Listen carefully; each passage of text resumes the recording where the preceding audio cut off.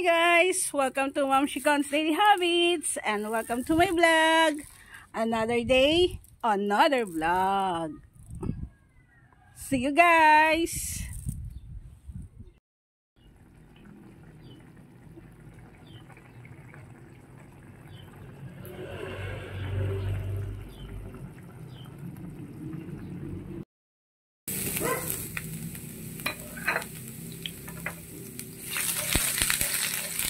And gisahin natin yung unang-una ay yung ginger. Sunod natin ang sibuyas.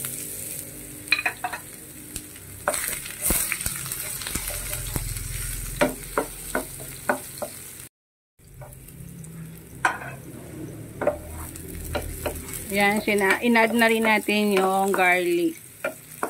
Yan, saute lang. Saute.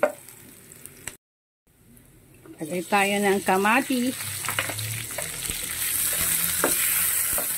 Ayan, sabi nila mahirap mag-isip ng lulutuing ulam. So, itong aking lulutuin ay leftover food. Ayan, tira ko kagabi. So, parang nagka-crave ako ng may sabaw. Kaya, lalagyan natin ng sabaw. So, itong kamatis, medyo kailangan lang nating malutong mabuti. Para mas makatas. At mas lumasa. Ayan, so ngayon, mahal na naman ang presyo ng kamatis. Kasi tag-ulan na.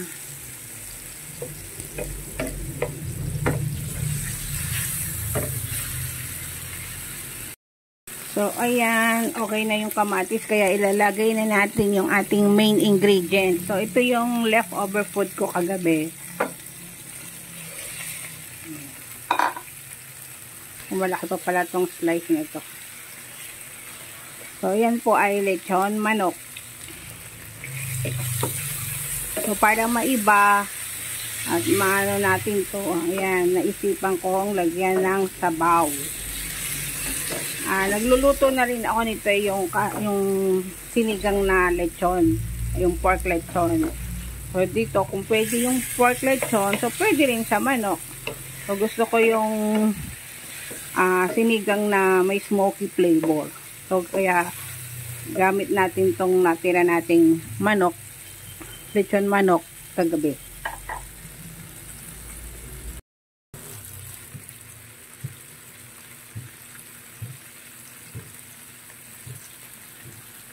Ayan, naglagay ako ng ground pepper pala. Ayan, yung pamintang durog.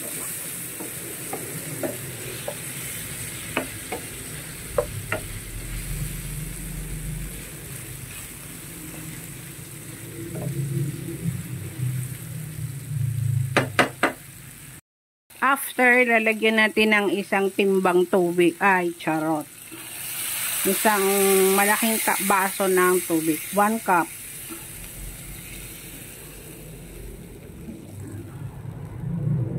So, ayan. Enough para sa ating sabaw. So, ayan. Sisimmer natin for about 3 to 5 minutes. Ayan. Pag kumulo na, tsaka natin lalagay yung ibang ingredients. So, ayan na. Kumukulo na. So, lagay natin yung green chili. At yung isa ay chinap-chap ko. Para mas, yun, may konting anghang. Then, lagay tayo ng okra. Ayan. Tapos, lagay tayo ng salt. Ayan.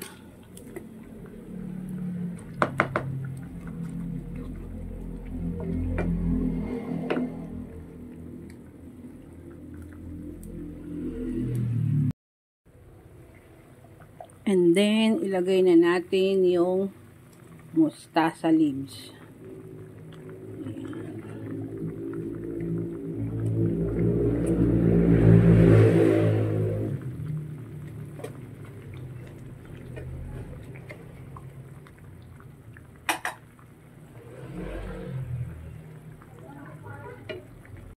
Ayan guys, ang ganda ng color.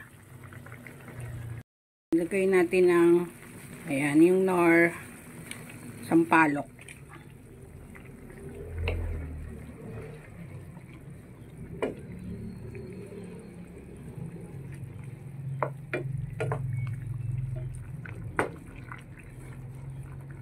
So, pakuluin lang natin ng mga 2 minutes para kumapit yung lasa ng sampalok sinigang. At yun, luto na yung ating smoky lechon manok na sinigang.